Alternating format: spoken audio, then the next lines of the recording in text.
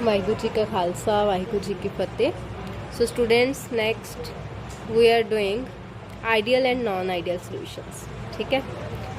So ideal solutions की ਹੁੰਦੇ ਆ, नॉन आइडियल सॉल्यूशंस की ਹੁੰਦੇ ਆ, है ना। ਉਹਦੇ ਬਾਰੇ ਅਸੀਂ ਚੰਗੀ ਤਰ੍ਹਾਂ ਡਿਟੇਲ ਦੇ ਵਿੱਚ ਪੜਾਂਗੇ। ਸੋ ਸਪੋਜ਼ ਕਰੋ ਬੇਟਾ ਇਹਦੇ ਵਿੱਚ ਕਲੋਜ਼ਡ ਵੈਸਲ ਦੇ ਵਿੱਚ ਤੁਹਾਡੇ ਕੋਲ ਪਿਓਰ ਲਿਕੁਇਡ A ਹੈ, ਇਹਦਾ ਵੋਲੀਅਮ ਸਪੋਜ਼ ਕਰੋ V1 ਹੈ। ਠੀਕ ਹੈ, ਸੋਲਵੈਂਟ ਦਾ। ਸੈਕਿੰਡ ਦੇ ਵਿੱਚ ਪਿਓਰ ਲਿਕੁਇਡ B ਹੈ, ਇਹਦਾ ਵੋਲੀਅਮ ਇਸ ਲਿਕੁਇਡ ਦਾ V2 ਹੈ।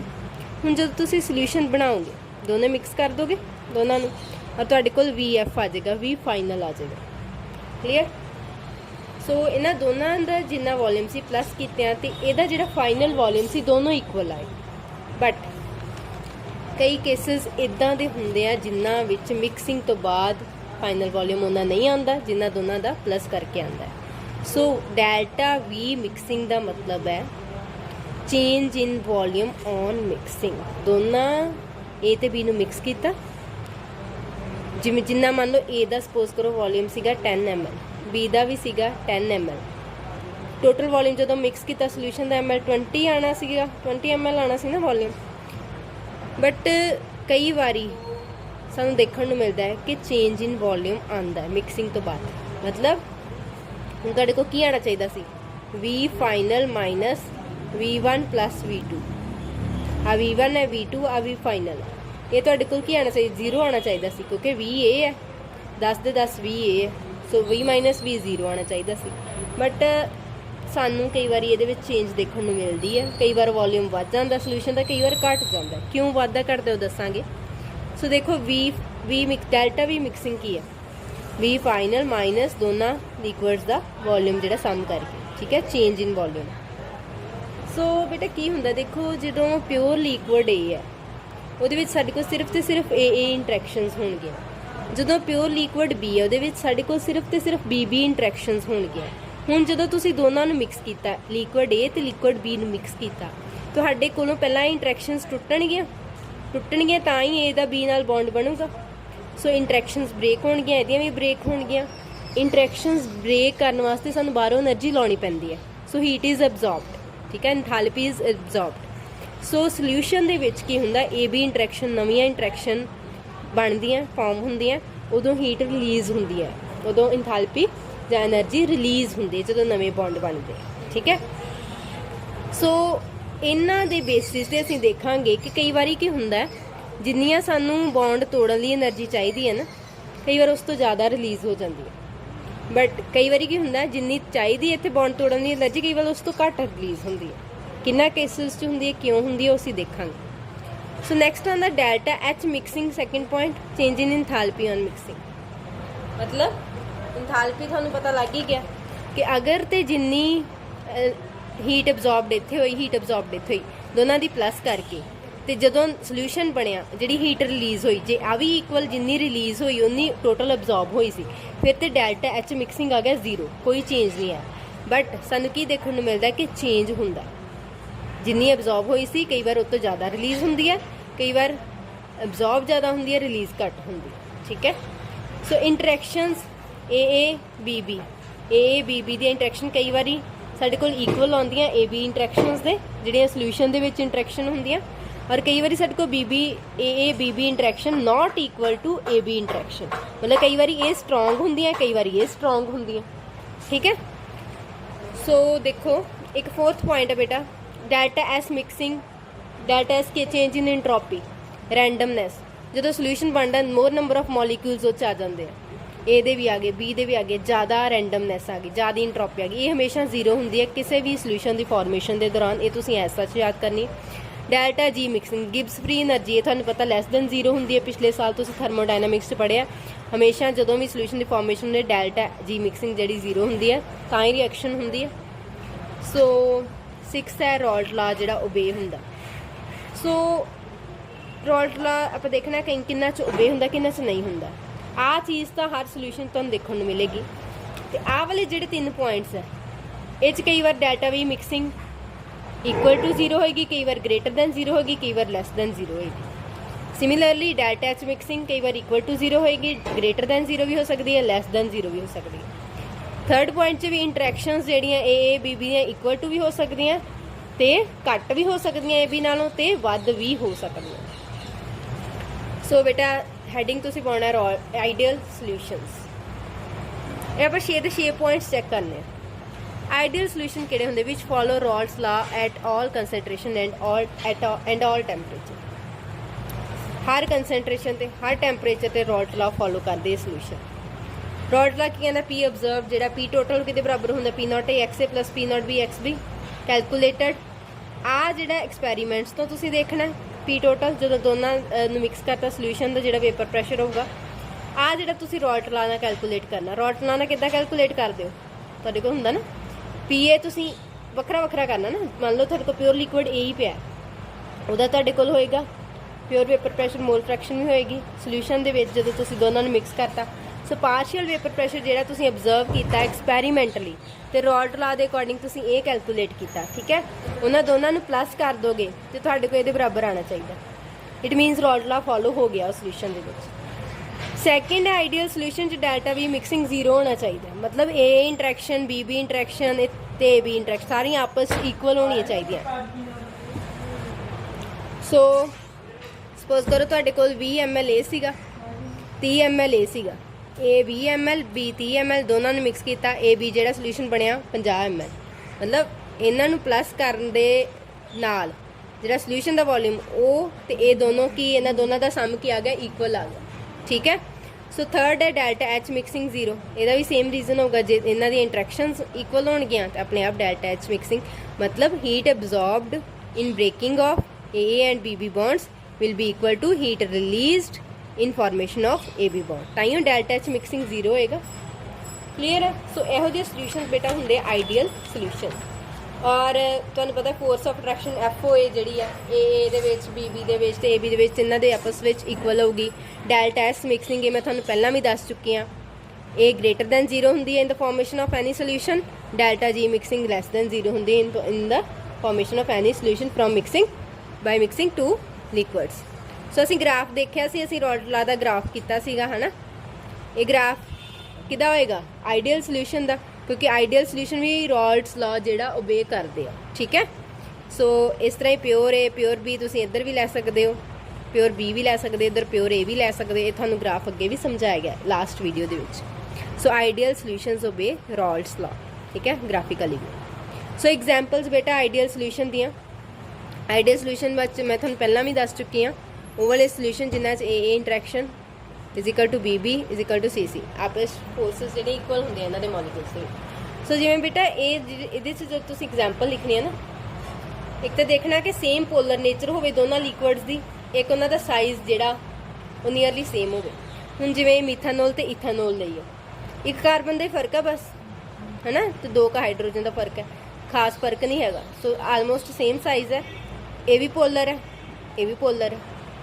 ਅੱਗੇ ਇਥਾਈਲ ਕਲੋਰਾਈਡ ਇਥਾਈਲ ਬ੍ਰੋਮਾਈਡ ਇਥਾਈਲ ਗਰੁੱਪ ਸੇਮ ਹੈ ਕਲੋਰੀਨ ਤੇ ਬ੍ਰੋਮੀਨ ਦੇ ਸਾਈਜ਼ ਵੀ ਕੁਝ ਖਾਸ ਫਰਕ ਨਹੀਂ ਹੈਗਾ।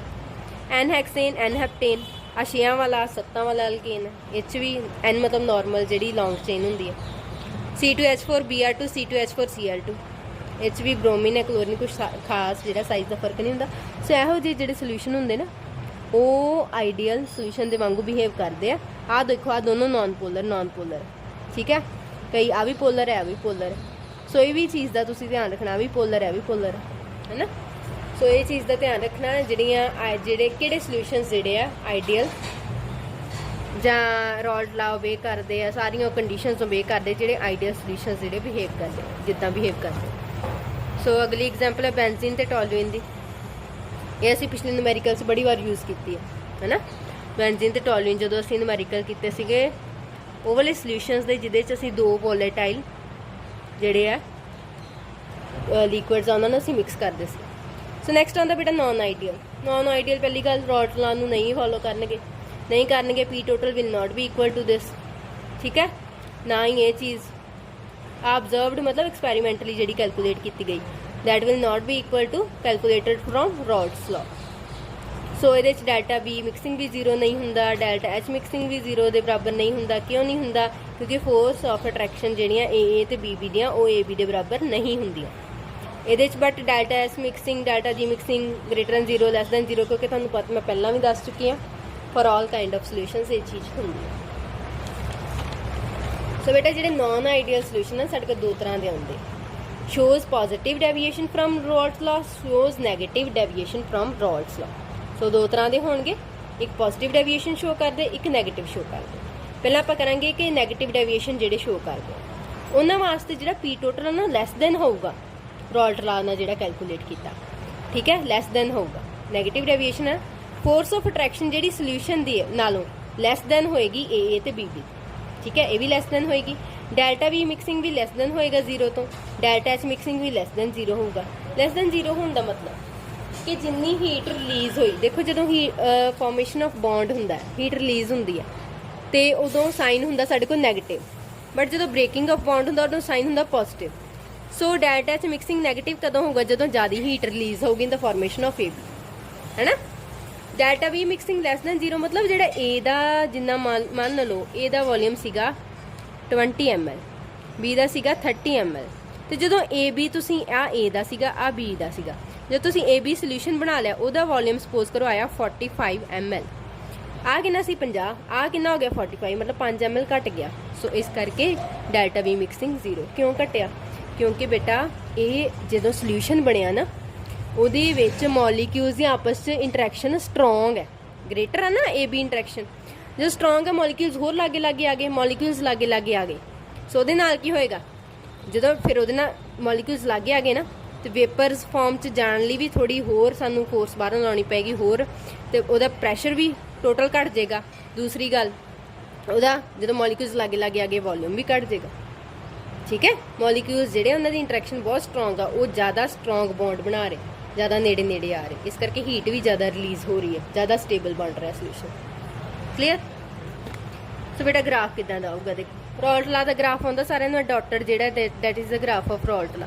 ਆ ਜਿਹੜਾ ਨੀਚੇ ਨੂੰ ਡੈਵੀਏਸ਼ਨ ਆ ਇਹਦੀ ਇਹਦੀ ਤੇ ਇਹਦੀ, ਇਹ ਕਿਹੜੀ ਹੈਗੀ ਨੈਗੇਟਿਵ ਡੈਵੀਏਸ਼ਨ, ਘਟ ਗਿਆ ਨਾ ਚੀਜ਼, ਠੀਕ ਹੈ।